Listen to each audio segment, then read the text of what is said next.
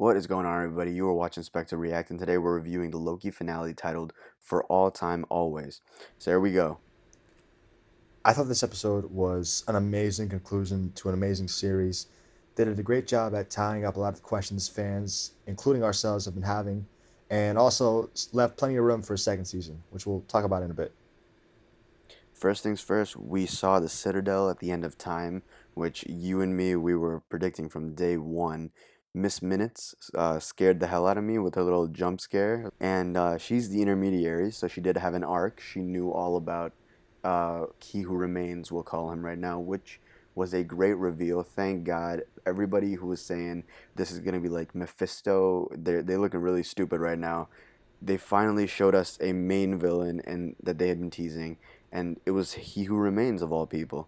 I think the reveal was really artful, like the way the anticipation built as the door opened, and then you just see Jonathan Majors, and to us who have been following the casting rumors for quite some time, we literally jumped oh, it's gay, but to somebody else, I feel like the slow reveal would also work.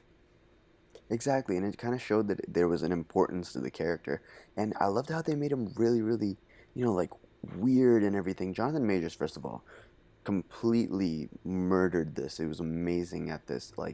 Uh, I don't think I found a single flaw with his performance. I know you felt the same way about this. Perfectly casted. It was a mesmerizing, electrifying performance. He really brought his own vibe to a classic character for the comics, and it was giving me Lalo vibes from Better Call Saul. And Right? that he's clearly like a pretty messed up person, but he's also happy-go-lucky as he goes about it, and he's pretty funny Like too. charismatic. It's just Exactly. the charisma.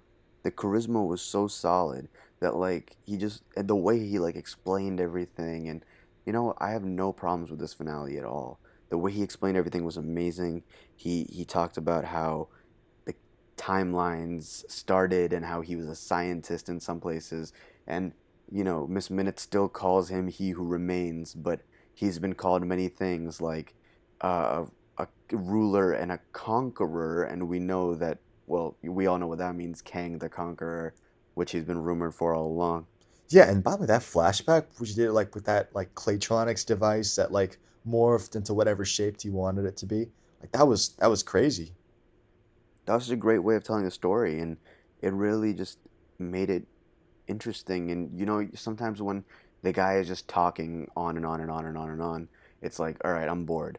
But in this case, he was just showing a little animation thing right there too. Yeah, and also remember the beginning of the episode when they showed all the voices?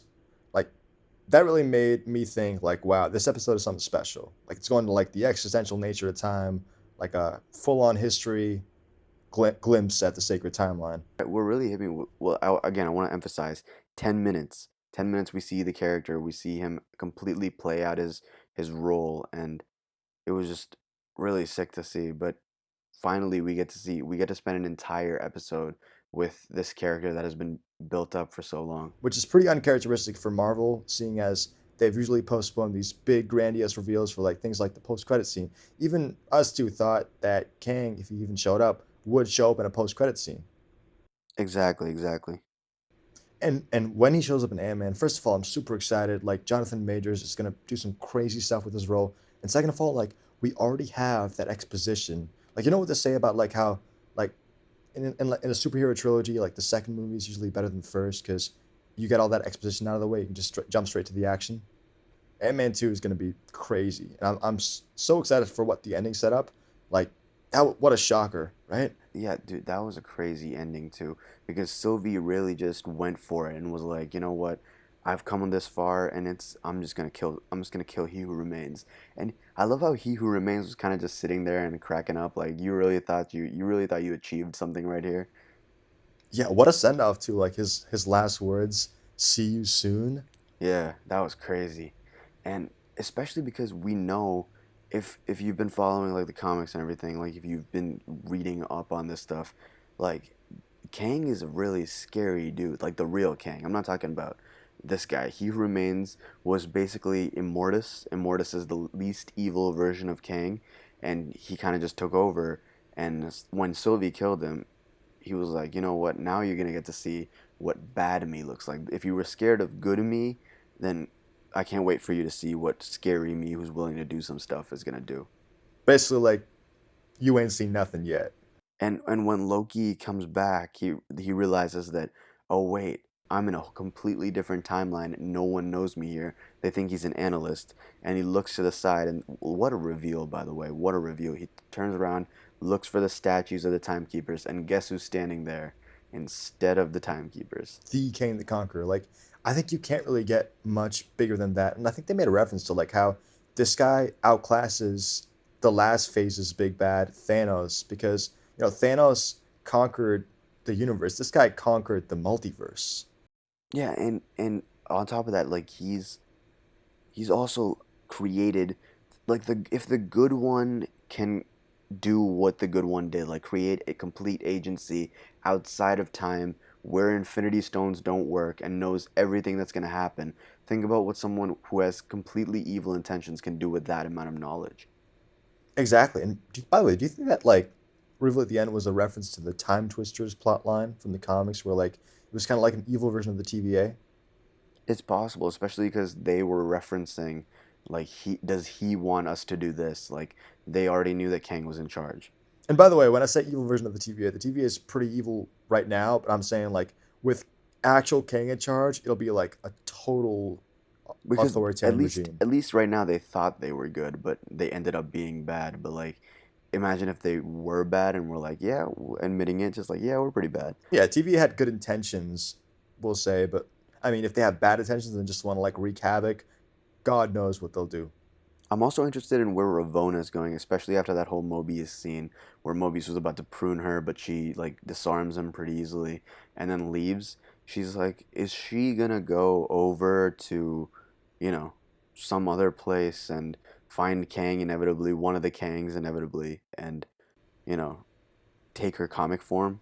Yeah, well, on that note, Rebecca Torminet was an alias used by Ravonna in the comics, so I'm glad they had a little reference to that when Mobius was trying to show the other variants what lies the TVA was actually telling them by showing them that Ravonna herself was a variant.